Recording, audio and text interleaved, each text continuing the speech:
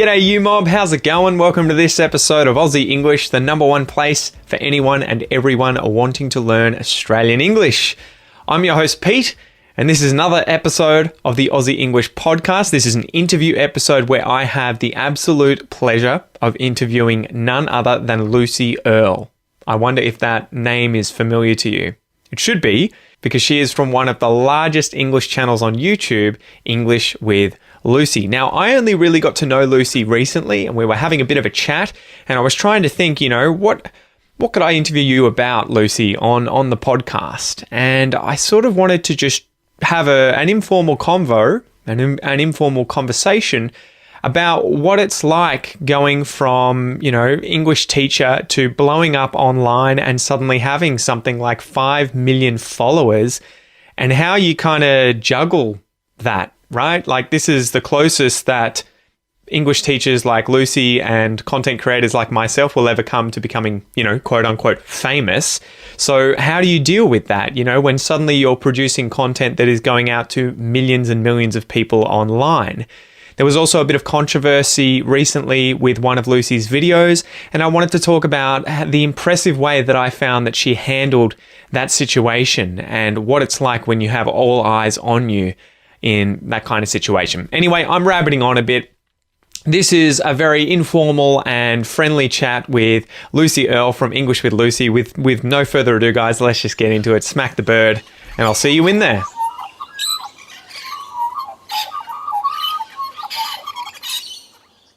So, I am here with Lucy from Lucy with English. Welcome to the Aussie English podcast. So, is it because you're from Australia that you said my channel name backwards? Is it English with Lucy or Lucy with English? All right. Let's screw it. We'll keep it in there. Toilet flushes the other way around in Australia as well. I love it. Lucy with English. Yeah, that's it. So you get to do a bit of English, but you have Lucy with the English. So it's all about me, yeah, basically. Yeah, far out. So that was a good intro, but we'll keep it in there. No shame. I wanted to get you on. I was dying to get you on because ever since I've started in this career, I've known about you. Oh, well, I mean, I guess I don't see it as a career. It's too fun, right? I know. My parents and my in-laws don't see it as a career either, which I think worries them, but I laugh about it. Well, so that can be my first question. How do you introduce yourself to people you just meet when they ask, when you get past the names and everything, and they say inevitably, what do you do, Lucy? What is your standard answer? I went through various stages. When it was new and exciting, I used to tell people, check me out on YouTube. I need every subscriber I can get. But now I say I'm a teacher because I am. And then sometimes you can always tell when somebody already knows what you do, but once you say it, because then they ask all the right questions, pretending that they have no idea what you do or what you're about, and then they ask very specific questions.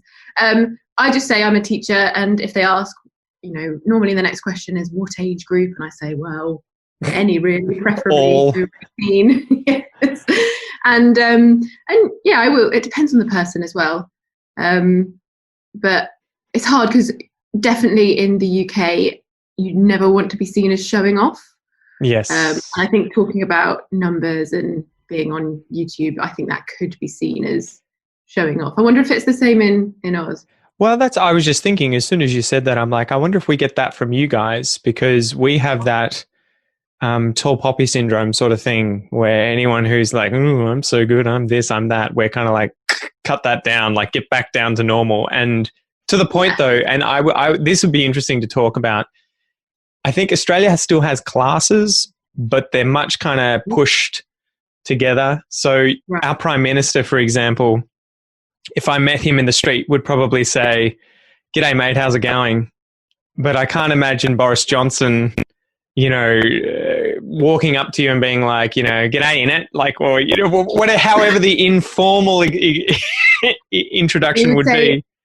Good morning, old chap, or something like that. He's incredibly posh because I think he went to Eton, which is one of it seems to be the boys' school that all prime ministers and politicians used to come from.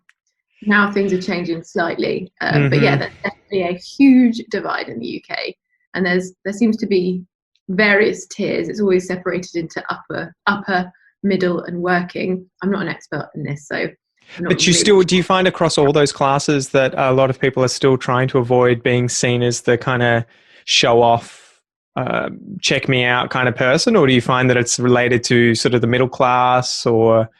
So my fiance William went to a very posh university called Cirencester in the Cotswolds, which is a really nice area, a very green area of the UK. And it was an agricultural university. So most farmers' sons will go there for 3 years to, in quotations, study agriculture, when really it's just to get them out of the house for 3 years. They have their 3 years and then they come back to the farm. But there are also a lot of very well-to-do people that go there.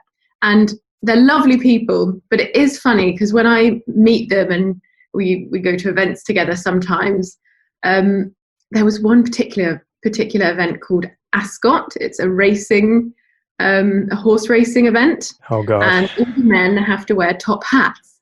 And I kid you not, ranking was decided on how tall people's top hat was. So like if someone had a lot of money, their top hat was higher than everyone else's. Oh and I've never experienced anything like it. It's kind of like a handicap, right? Where you kind of like, deal with this for the rest of the night. It was very, very bizarre. So yes, there are people that want to show off in certain ways. They wouldn't say I have loads of money, but my hat is an inch taller than everyone else's. Kind of thing. Yeah, I can't imagine. It's funny. We still have those kinds of people in Australia, but I think by and large, we have this culture of wanting to seem like we're like everyone else. We have a fear of anyone putting us outside the group. And so there's that kind of, there's constantly this push to be like, I'm normal, please don't treat me differently. I find myself doing that as well. Like, I'd love to complain about office life with my friends. Yeah, went to the water cooler the other day. But no, it's an innate thing. I feel that you just want to fit in. I mean, it goes back to when we were cavemen, I guess. You didn't want to be kicked out and left out of the meal or something. Is there a lot of sort of different groups within Great Britain like that? Because I know you guys have so many different dialects and different accents based on region, and yet it's such a small country compared to Australia, the way that we would see it. And yet in Australia, we have like bugger all variation in terms of accent. So do you still notice like you'll go to, say, the next town over and they have a completely different accent and you're like, oh my God, they're going to know instantly I'm the outsider? See, I don't notice it that much, but then again, I don't really travel that much within the UK. And also, people seem to migrate, or people seem to kind of move around so much that sometimes it's not as obvious. I did notice it in London. You just get such a load of different accents. But then it was funny. People do seem to move to London, adapt to kind of a London accent, and then they'll go back home and speak their home accent. But I think that's a natural thing as well. I definitely find myself adapting to the people I'm with. Sometimes when I was teaching in Spain, I would almost start speaking like a Spanish person speaking English. Sometimes, just little things, like instead of putting a z at the end of words, I would say like verbs instead of verbs or something like that. And I picked up on it because I was very interested in pronunciation. I thought, how strange is that in order to fit in with my Spanish friends speaking in English, I am adapting to them. It's so weird. Well, I think we're constantly trying to do that, right? We always want to be in the group and not seen as the outsider. They've done studies, I think, where they had like, you know, the study subject come into the psychological study and they'd get everyone else in the class, they'd ask them which one of these lines is longest, and everyone would say the wrong one. And the person who was the test subject would go in and be like, yeah, it's the wrong one as well. Even though it's clearly obvious which one is short and which one is long, because they don't want to be seen as the idiot. So they're like, well, if everyone else has said it's that one. You must have felt so confused that have I gone mental? Well, they found though that it's like, 80% of people end up doing that because they want to be in the in-group. But wow. Yeah, it must be peculiar because I wonder too, do you know much about how these regional dialects are maintained in Great Britain, especially today with social media, with so much TV and I assume people moving around and going to other towns. How do those accents still maintain themselves into adulthood? Because you would imagine people would just sort of verge on the same dialect eventually. There's definitely a local and newbie divide. And a lot of people are very proud of being born and bred in a certain area. Gotcha. And so I used to live in a village, and it's a very small village. It was absolutely lovely. But the people who were born and bred in this village had their own Facebook group. You could only be in it if you were born and bred in this particular village. I felt so upset because they shared really cool photos of all the buildings, like the bakers and the butchers back in the day, but I couldn't see them because I wasn't allowed in the group because I wasn't born and bred. How do they know? Do you have to show a card or something when you try and join the group, or? Oh, they'll know if you're not. That's a different surname. Yeah, definitely. A lot of them did have the same surnames as well. I think a lot of people are making a real effort to keep certain traditions and accents alive as well. You can look at that from all angles, whether it's right to exclude people or whether it's right to keep it alive. I just think it's fascinating, one way or the other. It's just, it's really insane because, I mean, Australia has that really interesting history of, we had a lot of convicts that came over here from, I think it was East London. So a lot of them had that London accent, the rhyming Cockney slang, we have a lot of slang words that come from flash language that the thieves used from London. But we also had Scottish, we had Irish, we had people from, I think my family was from Kent. We had people from all over the place. And so what happened was that you ended up with this sort of mixing pot of people in these very small areas like Sydney initially. And then the next generation ended up with this kind of like averaged accent. And that's how the Australian accent was kind of born, where it was sort of the rounding off of all these different accents. And that's why we say things like bugger and, bloody and a whole bunch of this slang that I always think, oh, yeah, it's Aussie slang. And then you're like, yeah, the Brits say that too. But then you guys have all this other stuff we don't use and we'll just be like... how much British TV shows and films reach you? Yeah? I think it's sort of... We have that weird relationship, right? I take it if I say Home and Away and Neighbours, you're going to know what those are. Of course, yes. Yeah. My parents are big fans. Yeah, no, what was one of the ones we used to watch? There was the police show in the countryside in Great Britain. Oh. Heartbeat? Yeah, we used to watch that. There's a whole heap of British shows. Game of Thrones, I mean, come on. Yeah, because I feel now that we are becoming so much more blended because we watch so many American films and TV shows. And actually a really interesting thing that I always tell Americans when they say, oh, I love your accent. And I just tell them, I used to idolize the American accent. When I was a child, all of the TV shows and cartoons were American. So when we used to play pretend in the English countryside, we all put on American accents to play pretend because we felt like we were in a TV show. And I remember it driving my mum mad when I come home from school. Like, hi, Mom! Because it was a terrible little squeaky accent. That I was putting on. I hadn't quite mastered it. But yeah, it's just funny. I don't think they ever realise that the impact that all their shows have on people that are watching them. I think they're inside the house and the rest of us are looking in through the windows and they never look outside to see all of us being like pressed up against the glass. Like, what are they doing this week? Yeah, what's on TV? It's true. So did you get much exposure to Australian content when you were growing up, and what was your sort of view of Australia? Because we're at the other end of the earth. So was it they used to be part of the colony?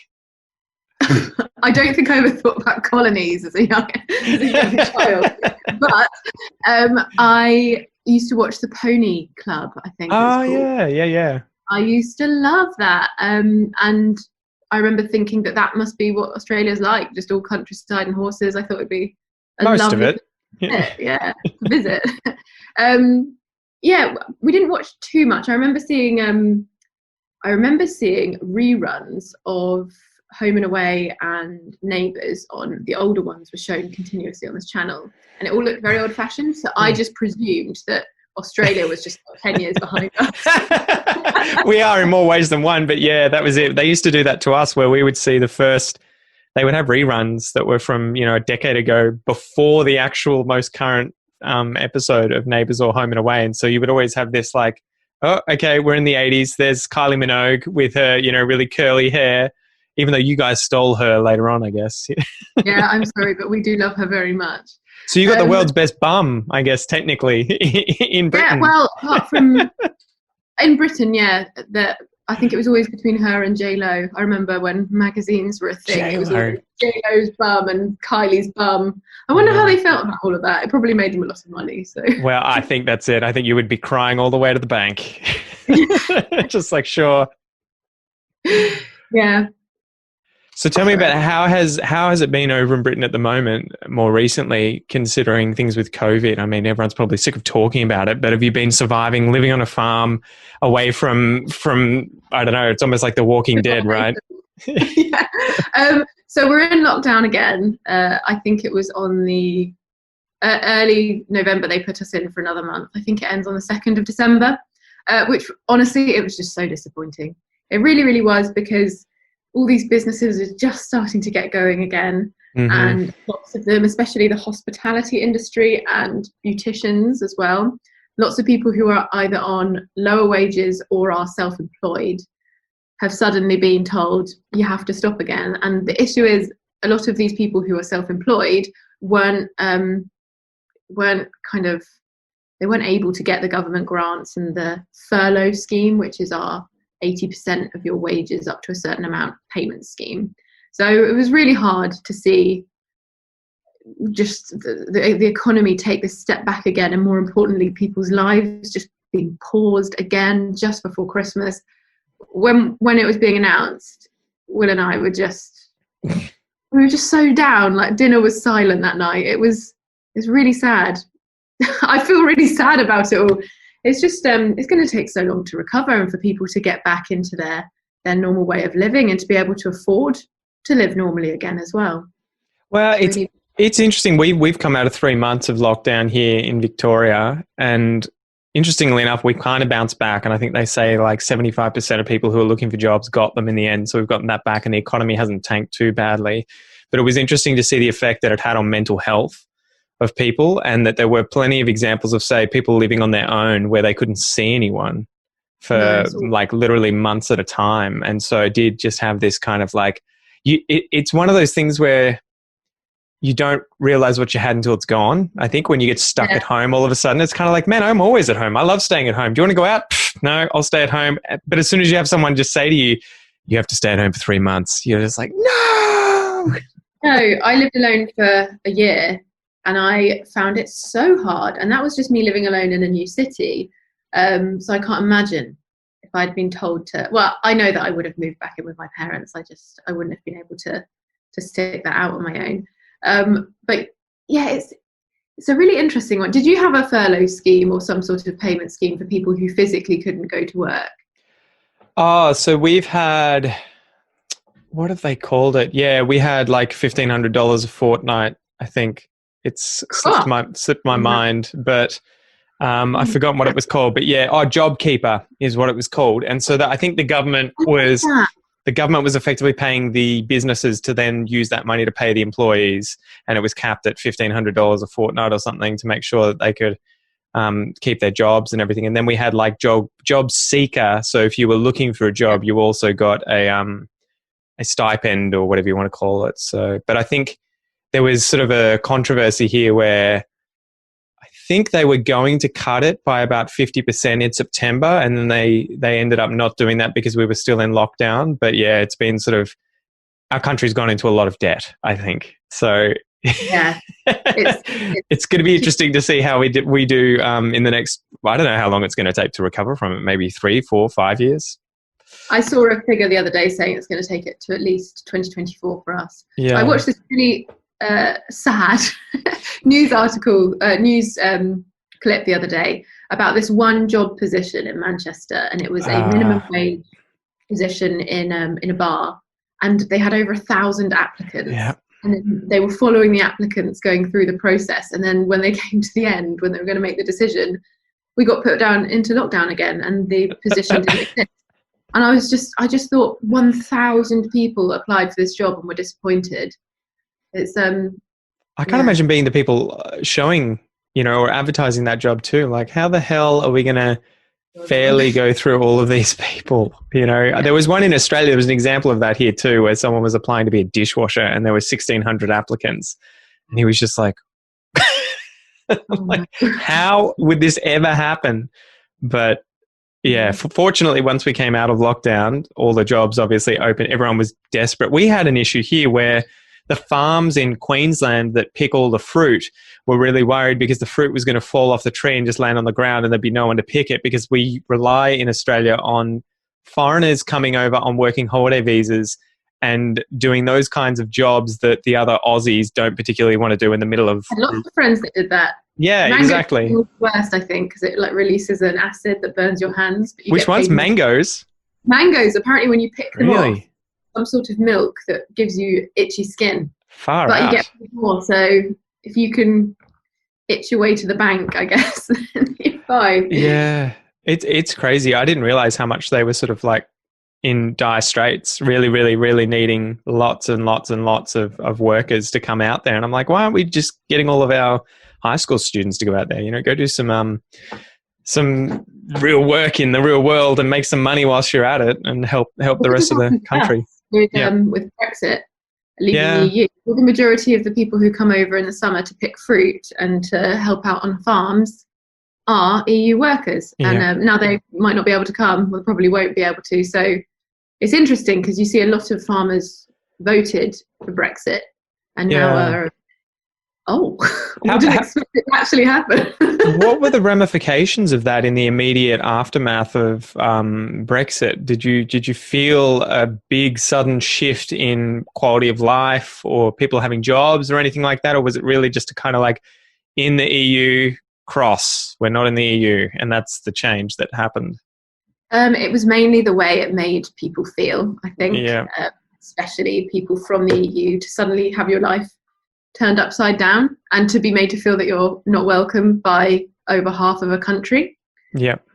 I think that was a really awful thing for a lot of very incredible workers to feel. I mean, there are pros and cons to every situation, but I really, really felt for the people who were over here and then saw this. Because I remember I was teaching students at the time, and they were all from Spain and Italy, and I remember them saying, well, what's going to happen tomorrow? And I said, don't worry. I said, not in a million years will it happen. And the next day they came into class, and I said, right, well, I didn't expect that. Yeah. But you never expect it, do you? Because often the most liberal voices shout the loudest on social media. Mm-hmm. So you, especially if you're a young person, you use social media a lot. I was 21 at the time. I remember, I think I was 20 or 21. I was just looking at Twitter and Facebook. So I thought, well, it's absolutely not going to happen because look how angry everyone is. But then it's the silent majority that seem to have taken over. Well, and the problem with social media, right, is that you end up in your echo chamber, whether that's by your own choosing or not. It'll keep showing you, okay, these are all the things that Lucy agrees with and that she likes to see, so we'll show her more of it. And then you're left there thinking, well, this is what everyone thinks because it's all I ever see. Meanwhile, you have, people on the right seeing exactly the opposite, and both of you then pop your heads up and you're like, wait, what? I think playing itself out in the US right now, right, where you have literally 50% of the country are one extreme, 50% of the other extreme, and they're both like, we hate the other side. And you're like, this is social media is such a big thing of having caused that divide. Yeah, it's so interesting how it is always such an even divide, nearly always as well. It's very. I wonder if it's genetic. Be careful. Ding ding ding ding ding ding ding. All right. We'll move on. But so you must have, I believe, I haven't really dived in and checked this, but you must have the biggest YouTube channel for teaching English. How does that feel from when? I don't think I do. I think there are a lot of there are a handful of channels that teach English in other languages like Urdu, Hindi, and okay. As well. There are some really successful channels as well. but I think in the English speaking world, probably. It feels very strange. It doesn't feel real. It certainly wasn't anything I ever thought would happen. But I'm very, I don't know if I feel proud, because I don't think it's always been 100% in my hands either. I don't choose when a video does well or how many people click. I think it's very much down to the YouTube algorithm as well. I'm not trying to play down what I've achieved. I know I've worked hard at it, but I also think that anyone with a smaller channel that's thinking, hang on a sec, I'm making some great videos here, why aren't I? It might be like a right place, right time, lots of luck thing as well, but just keep working at it, and definitely speak to as many different people as you can. Yeah, but it must have been a crazy journey, right? I mean, that was what I was wanting to get at more about, where you, I think from videos that I'd seen in the past, you were teaching English, obviously, in Spain, right? And then you ended up making a YouTube channel, which obviously would have started with 0 subscribers. How quickly did you realize that, ooh, this could become a profession? This could become my career. I'm going to go down this channel. And what was sort of going through your head at that moment?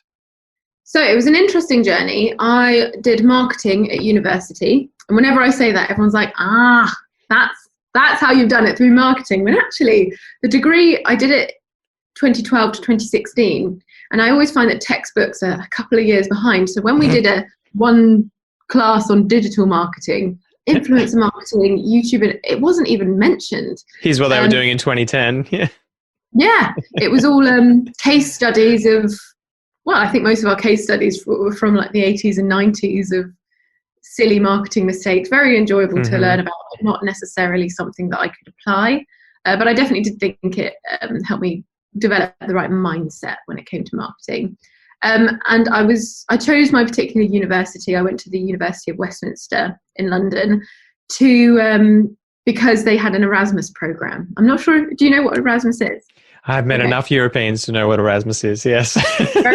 I'm very jealous of you guys. It's such an awesome scheme. I don't know what's going to happen to it now with Brexit. I really hope they find some way of keeping it alive, because it's... Do you want to explain what it is just quickly to my listeners? It's important. It is basically a cultural exchange. So universities will have links between them throughout Europe, and you can trade places with another student, but you don't necessarily have to study their course. You can just transfer your own university course for a semester or a year to another university, and you can choose to do it in that university language, or normally there are English equivalents as well. So I chose to do a semester in Madrid. I studied the equivalent of my classes in Spanish, which was a challenge, I must say. I was fluent in Spanish at the time because I was with a Spanish partner for 4 years, but its academic Spanish was different. Right? I have that problem with, I speak Portuguese at home, but the moment I start talking about subjects that I'm not really aware of because we never talk about them home, it's kind of like I went from advanced to beginner overnight, and you're like, whoa. And presenting, that was my god.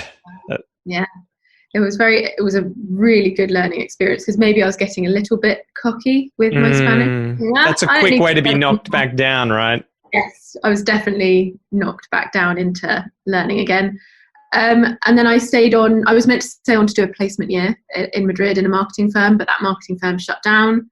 So I didn't know what to do with the rest of my year. I couldn't re-enroll in university. So I did a teaching qualification, and it was never my plan to become a teacher, but I just absolutely fell in love with it, and thought, I'm going to graduate, but I want to do something related to teaching English. And actually my idea was setting up a language school at first. That's what I wanted to do. But quickly I realized I actually much prefer doing things online and making very specialized videos for a larger audience. What was it about teaching though that really got you?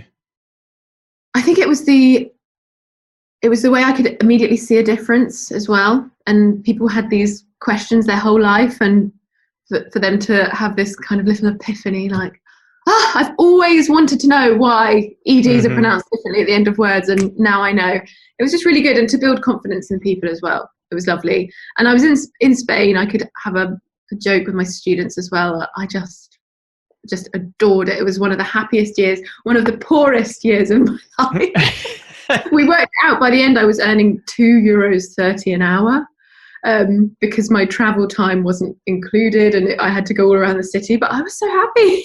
I was so happy. Well, that's the trade-off, right? Yeah. Yes. Yeah. Far out.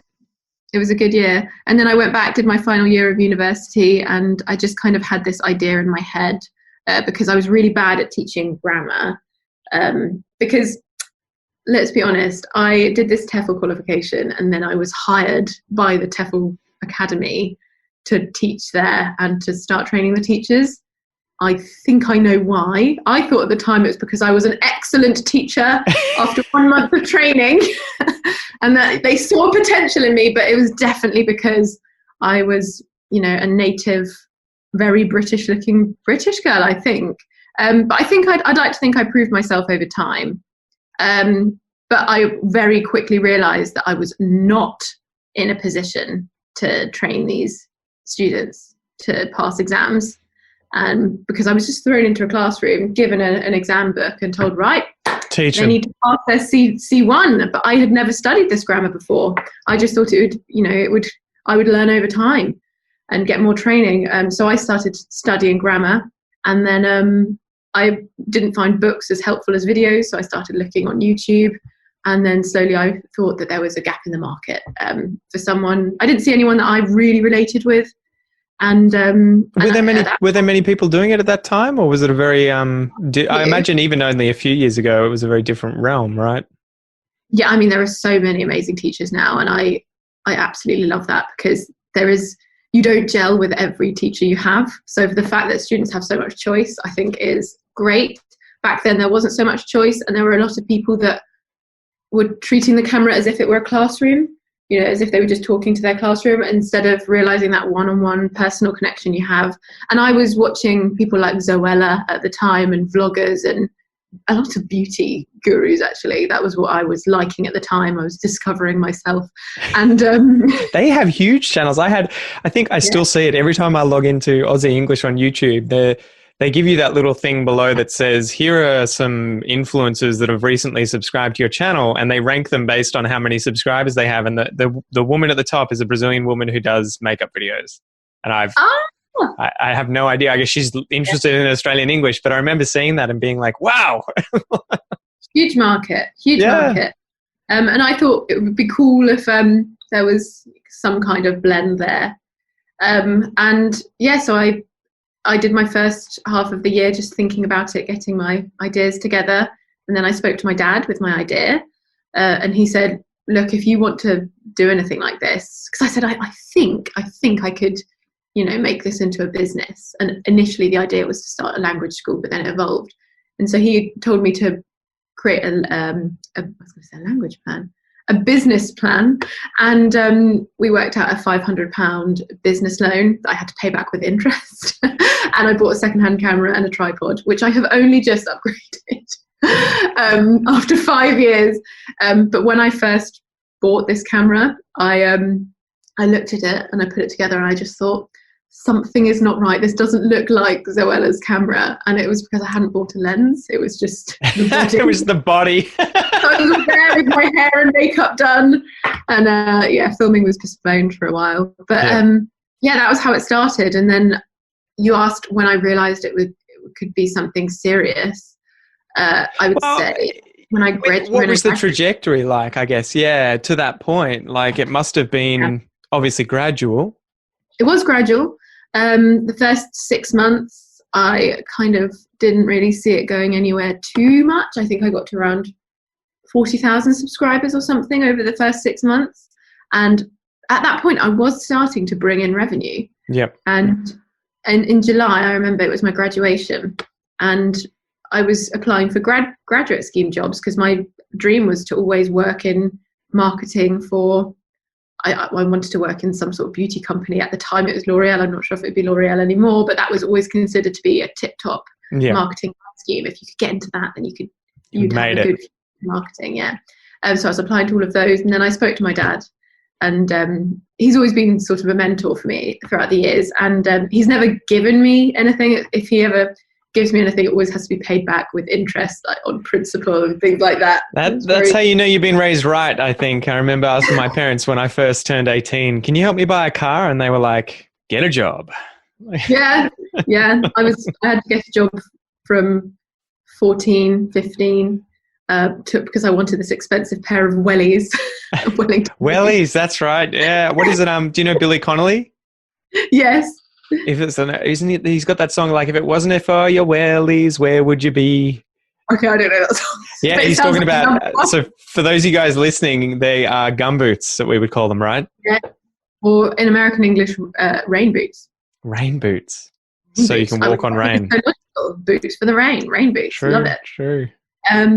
Yeah, I wanted an expensive pair of wellies. They were made of leather and Gore-Tex. And I had to get a job to buy them, so I did. It took me 10 Saturdays at the local pub to buy those boots. Far out. But yeah, when I graduated, we had a conversation, and he said, look, I really see the potential here as well. I think you should go for it for 2 years. You know, in 2 years' time, you will be just about to turn 23. You've not lost that much of your life trying something if it doesn't work. And he says, and I think you'll know quite soon whether it's going to work or not. So I did shun the grad scheme, went straight into working for myself, lived with my parents for 3 months, and then managed to move out on my own. That was that time I lived on my own. That was horrendous. Important part of my life. And by the end of the first year, I hit 100,000 subscribers, which was a huge milestone for me. I remember having my little plaque sent. It was one of the old style ones.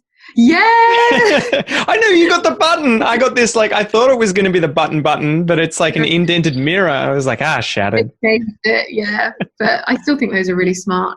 And when you hit 1 million, at least they'll match. Oh my God. Yeah. I'll be like 50. We'll see.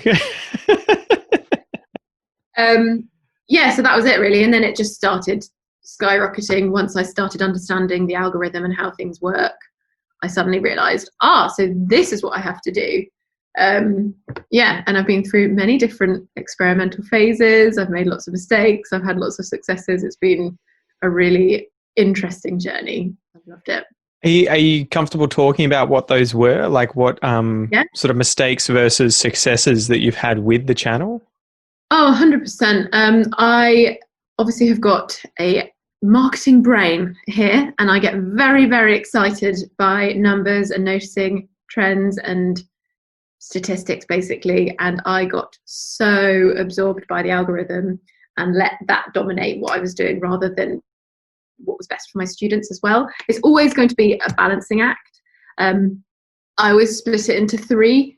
So I try to make this is roughly, but 1/3 what the algorithm wants, which will keep my channel growing and reaching a new audience.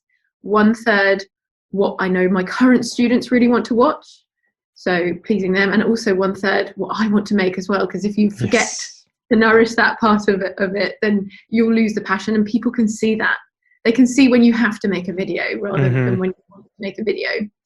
I made some mistakes where I was posting way too frequently. I set myself a schedule of 3 videos a week. I see every YouTuber do this, and I currently. Oh dear.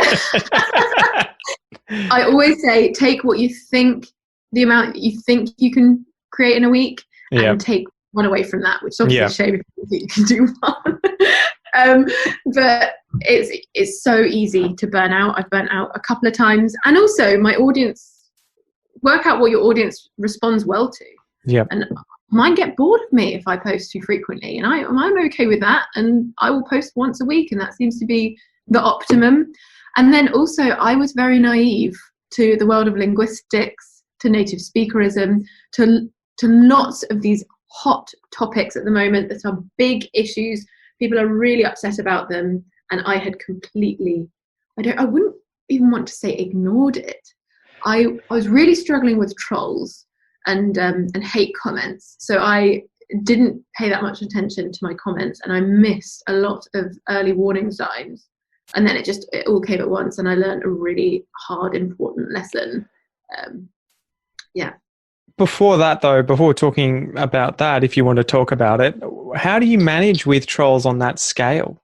because I was chatting. My parents were over for dinner tonight, and I was telling them, I'm going to chat with Lucy with English. No, I'm kidding. English with Lucy, and she's got a massive audience and everything. And my dad's like, it must be so weird where you are just a normal person, and like, say, Johnny Depp or something, you end up all of a sudden looking back and being like, wow, okay, no longer normal. I'm in this position now where millions of people see me, and I get positive comments, I get negative comments, I get all kinds of feedback that may not be real or fair. And it seems like it becomes a different world that you have to navigate. Did you adapt to that quickly? Is that an ongoing process? Is it a nightmare? Is it a dream? What's it like? It's very strange. I don't think humans are designed to deal with, this huge amount of compliments every day. I think there's a reason why influencers seem to absolutely love themselves sometimes. And I think, if you throw a million comments a day of people telling you that you're amazing, you're clever, you're wonderful, you're beautiful, I do think some people take that to heart. I've always been quite skeptical of that, because I know what I look like when I am at my worst. I know that I have a lot of cuts in my videos, so I think I have a bit of imposter syndrome sometimes. But the hate comments really affected me at first. I think I remember my first one that really made me really sad, and that was someone saying that they thought I had put on weight or something, and I hadn't. I had tried out a new camera angle. I'd gone to the YouTube space in London, and they had told me that if I put my camera below me so that I'm looking down at it, it will make me seem more powerful. And I look very powerful, but I also have a double chin. And I got all these comments, saying that I looked like I'd put on weight, and I remember really finding that awful and thinking, God, I don't know why this is affecting me so much. And I remember that at that point thinking, wow, I have got to take a step back from all of these comments, including the really positive ones and the really negative ones, and just try and read between the lines for the actual feedback. Because otherwise you get a really distorted view of yourself. You see the best, these overinflated compliments and these completely over the top negative comments as well. And it's enough to drive anyone bit. Well, I can't imagine. I mean, I watched The Social Dilemma recently, and they were talking about how, you haven't watched it yet? They were talking about how especially young girls between the ages of, I think, 13 and 16 have higher rates of depression, higher rates of self-harm, higher rates of suicide because of social media use, and getting that constant feedback, looking for the constant feedback and not being able to escape it. And so I can't imagine, it's almost like, as soon as you're on social media, whether you're someone like you at your size or the average person, all of a sudden at any time someone can just send you, you look great, you look like shit, like it can go any way, and you can't, unless you actively turn it off and try and get away from it, once you have the sort of understanding and maturity to be like, this is not good for me. If you don't, it can really affect you, right? So, and that's the hard thing. I think we have a negative bias where we hear, and I was saying this to someone recently, every time I get a bad comment, it'll be like 1 in 100, 1 in 1,000, but I don't remember the good ones. I remember the horrible ones. Yeah, it's true. Yeah, and so it is hard to be like, don't think of it like it's not fair. Weigh them up. Look, there are 1,000 over there that are good, and there's the one negative one. It's like, it should be fair that they have more weight than the single negative one, but they don't at times, and you have to remind yourself, right? It's true, and it's also for example, now comments on my appearance, negative ones, I've seen them all, and also I know my face and kind of upper body better than anyone else, because I edit my videos, and I spend a long time, whether I like it or not, seeing every single pore, and but it's the well thought out personal comment about my character.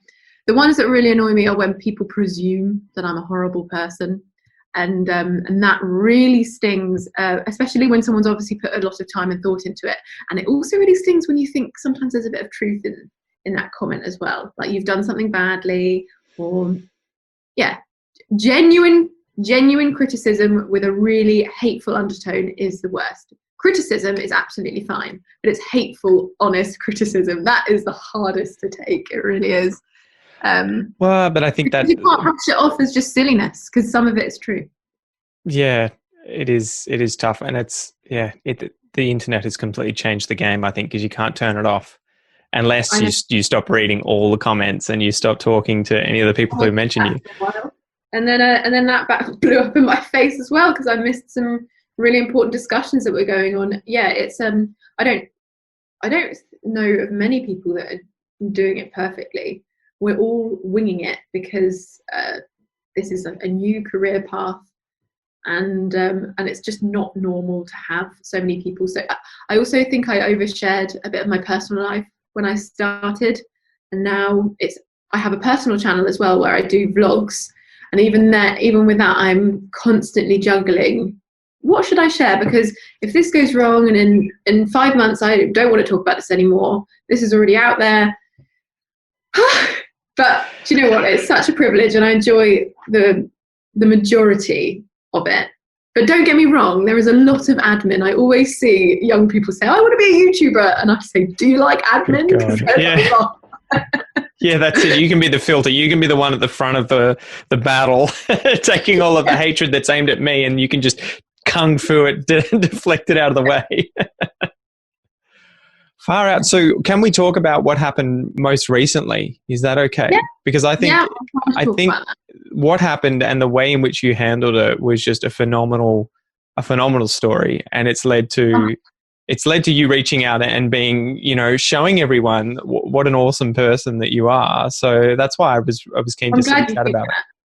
I'm glad you think that, because I know there are a lot of people that still don't believe that was a genuine response, but it was. So what happened was I was called out in a video for a video I made, but it wasn't. I think that was the final straw.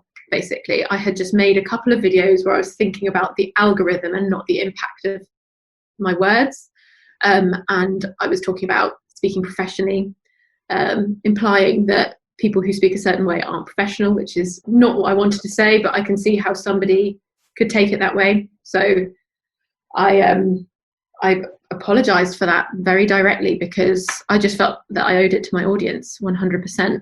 And the people who criticized me, I've spoken with them. I get on very well with them. I think they're lovely people that were very rightly angry. And I don't agree with the way they went about things 100%, but we've spoken about that. And I feel like it was, even though it was possibly, it definitely was one of the worst moments of my life this month in which it all happened. Because I did feel for a while that just every teacher hated me, basically. And I had gone. Well, and that was the sort of interesting thing, because I don't think I ever saw when this story was happening, where people were showing, this outrage of Lucy. I think the issue was no one really had an idea of who you were, right, as an individual. They didn't have a sort of friendship with you to be able to say, no, she's not like that at all. And I didn't see your audience. None of your audience were ever kind of like, how dare you, you horrible human being. It was the teachers that were sort of the ones that were upset, right? Mm-hmm. Yeah.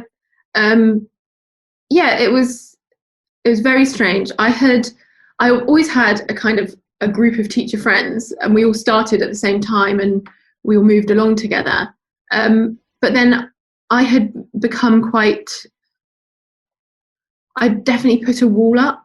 I was receiving a lot of messages each day that were from other people just wanting to collab, but it came across to me, and I'm not sure if I was right to think of this. I think for some cases, yes, other cases, no. I just thought, they just want to use me. They don't actually like me and want to know me.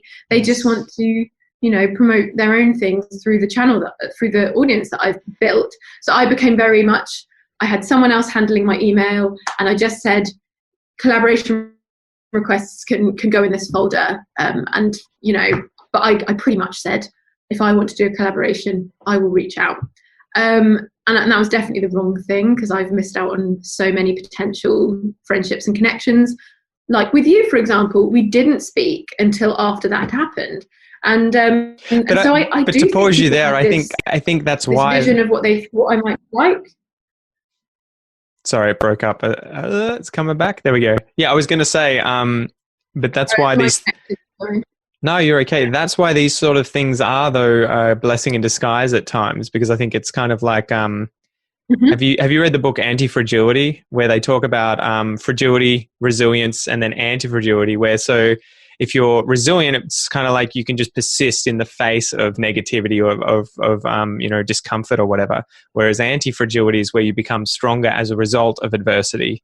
And I feel like Mhm. this is one of those sorts of situations where, you went through a shit situation, people assume the worst, and then you apologized and have ended up actually showing the world, that the real you, and ending up in a much better and better position, right? As well, where everyone's learnt, everyone's, better off for it. Yeah, I do think that this has been a positive experience. I'm glad. Um, I'm just glad it happened. I didn't obviously enjoy those months. Like I really felt low. um, but yeah, I've met so many awesome people. The people who reached out behind the scenes, the people who criticised me. We've had some really amazing conversations, and I just feel that thank God this happened, sooner rather than later, because I was on a path to really spreading some stereotypes and misinformation. I'm so glad that I didn't go down that route. I'm glad I realised before before I started making a really negative impact. Yeah, so it was a, I don't like the word humbling, but it was a very humbling experience and made me think, oh my word, people are watching. I really do have to be careful, and I have to accept this position of responsibility that I never thought I had. That's what I was keen to sort of chat to you about as well, of being, at what point do you realize I have a responsibility? I can't just speak my mind, as if it doesn't matter what I say or that it will not impact anyone or anything like that, because it seems like one of those things where as soon as you start getting an audience, you have to start worrying about that. Is it fair? Is it not fair that it's now you have to actually, be aware that you are a mouthpiece for ideas and everything? But how did you sort of deal with that? I found it quite hard because I've never been somebody I've always hated conflict, like many people do. Yeah. But I've never been someone who's been good at arguing or debating or anything like that. I have my opinions, but I think I take a little bit longer than the average person to develop an opinion and to really feel strongly about it. It's not a bad thing today. That's a good thing. Yeah.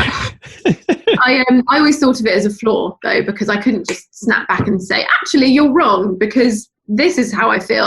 For me, I have to go home. I have to really think it through, probably write it out. My mother brought me up to be someone that would never hurt anyone's feelings, which initially in my life, I think was such a positive thing. She never expected me to have a large audience. So at school, I made an effort to never hurt anyone's feelings, but you can't please everyone. And Exactly. I realized that quite late, and that it's okay to have some people not agree with you, but I didn't do that to scale, I guess. I was hoping that everyone would just like me, but that's just not going to happen, is it? Well, it's a hard point to get to, right? I think we're all like that, especially when you're out in the open and you're showing yourself to the world. You hate the idea that anyone's going to see it and reject it, because you pour your heart and your soul into it. But you have to realize after, especially getting to any kind of size on YouTube, that no matter what you do, you're going to get people. If I did a video about 10 most beautiful animals in Australia, someone would be like, these are the 10 ugliest animals in Australia, or whatever. It would just be, there's always someone who's like, you're 100%, not only are you wrong, you're 100% wrong, so.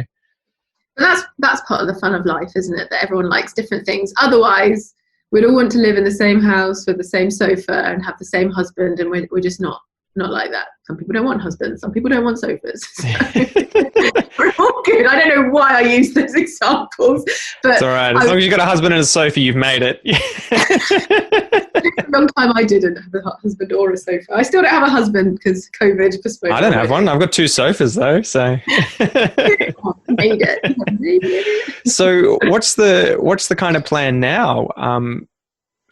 what's the plan for English with Lucy? Is it just infinite growth? You know, are you going to become the next Apple, or is it, what is the, it must be hard when you get to the stage that you're at to then be like, well, you know, we need to keep growing and everything like that? Or do you get sort of comfortable and you're like, actually, we don't really need to stress too much now. We kind of, it's smooth sailing. It's such a funny one, because I've been saying to myself, right, this is it.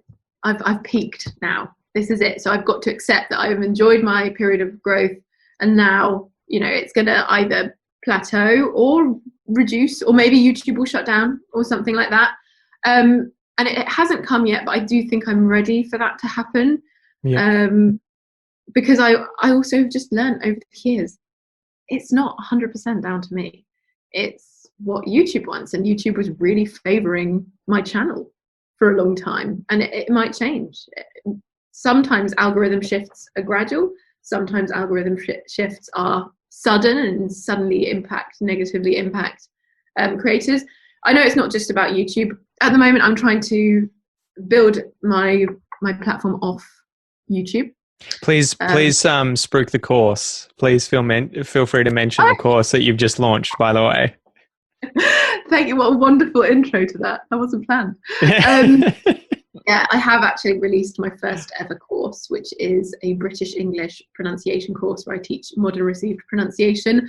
And I have created a coupon code for your viewers and listeners if they would like to use it. It's for 15% off, and it is AUS15, so AUS 15. Basically, I created a website called epiphanylanguagestudios.com, and that is a language platform, and the first course is live there. We go through every element of British English pronunciation, all of the sounds, connected speech, intonation, rhythm and stress. You'll learn to read phonetic transcriptions. I'm really, really proud of it. It took 2 years to develop. I had a couple of linguists on board as well.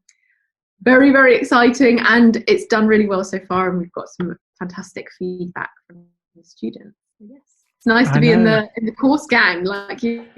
Oh, well, I was saying that to you when you told me, you know, I'm doing this course and we're launching it next week. And I was like, what? You've been at this for ages. You only just started doing this, but you know, we got to get on at some point, right? So I was really focused on YouTube, and well, and when things are working well, why would you change it up, right? Yeah, I'm just excited to add another string to my bow now. Definitely. Yeah. And so what's the kind of feedback that you've been getting so far on the course, and who are the kind of people that you've seen signing up? You know, do you have any idea of the average person? Yes, I've spoken to quite a few of them. A lot are from the UK, and they're people who have moved here and just they want to address certain sounds that they struggle with, that they would like to pronounce in a certain way, but they can't. So yeah, a lot of people from the UK. A couple from the US, and also it seems a lot from Italy as well. But yes, I'm going to set up some sessions to talk with the people that have completed it, because it's coming up to the time where the first completions will start happening. So I can't wait. I've just been receiving the feedback as they go along. Man, that's amazing. But it is funny. There is that controversy, right, that we've both been facing, and that was sort of related to the controversy that you went through of native speakerism and what it is to speak like a native when people throw that around. And even it's gotten to the point now where it seems like a lot of people are kind of saying, well, what is pronunciation? What's an accent? Who should even try to have an accent? And you're kind of like, well, you have to base it on something, right? So yeah, I think I'm teaching the accent that I speak with, and also it is the accent that you will find in a lot of the dictionaries. When you see a written transcription, phonetic transcription, it will, if it's a British English one, it will be in received pronunciation usually, and also in textbooks and English courses in general. So I just think it's a really good place to start. But this course is not about accent reduction, which is a term that I don't want my students to feel pressure to reduce their accent at all. It's about focusing on the separate sounds and learning how to pronounce those correctly. And also to be able to look in any dictionary, see that transcription and know how to pronounce it without hearing it, because, you know, that's a reality for a lot of people. You know, you don't have someone on hand to tell you how to pronounce every word, so you've got to do it yourself. Well, and I found with doing my course for Australian pronunciation, I was first asked to do that by my audience. They were like, could you make a course like this? Because the problems that we face are trying to get a job and being discriminated against because we don't sound Australian enough, or whether or not that's okay. They were the problems that people were facing. And they were saying, you know, even if you can just give us something that we can use as a guide that will help us get closer to that and we can more easily communicate and just get by, whether or not we're trying to pretend to be Australians isn't really the point, right? It's more about helping people communicate more clearly. I think, yeah, we're giving our students a tool and they can use it, but I just want them to know that this is not encouraging you to pretend to be a native, because I think that would be a huge cause of stress. Exactly. So, I mean, I lived in Spain and spoke with my Spanish partner in Spanish for 4 years, and most Spanish people, when I speak, will know that I'm not a native. And I did try, like I really wanted to fit in. I completely relate with people who want to, you know, fit in and sound like those around. It's just like we said about adapting your accent to the people you're around. Yes. And I did develop quite a southern Spanish accent, and it was a real source of pride for me as well. So it's a hard one. I want to give people the opportunity to do that if that's what they want, but I don't want to make people feel that that's what they have to do. Exactly. Yeah, it's a tough one because everyone wants something different, and you've also got to think, do you want this because you've been told you should have it, or do you want this because you've been through a personal journey and you've discovered that this is what you want? And you just don't know. It's down to the person, and I think it would be insulting to tell them what they do or don't want. So. I think you hit the nail on the head. But yeah, man, Lucy, I've kept you for I think about an hour now, so I should probably say thank you. And I loved it. It felt like an hour. My coffee's cold. I didn't even realise. I know you've been killing it. So remind people again about the course, and then we can finish up and hopefully do this again sometime soon. Yes, it's epiphanylanguagestudios.com. I imagine there's some show notes or something you can put. Yeah, the link will be below, guys. You can get it below. I get to do that. I loved it. You go below. Yeah, and the code is AUS15, so AUS 15 for 15% off the complete pronunciation course. Brilliant. Yeah. And how can people find out more about you, Lucy? If they're not already following you, where do they need to go? Need to go to Lucy with English on YouTube. I'll start that. That'll be my channel. I'll start that. I'll start a new one. English with Lucy on YouTube. You can see my Instagram is my personal life, so that's just at Lucy on Instagram. I have no idea how I was lucky enough to get that name. And also, I do have a channel that people might find interesting if they're looking for subtitled listening practice. That is my personal channel, which is just Lucy Bella, and that follows my life on an English farm, which is I know some people quite like. So yeah, it'd be nice. Yeah, definitely get into it. Lucy, thank you so much for your time. It's been a pleasure, and I hope we can do this again. Yeah, definitely. I'd love to.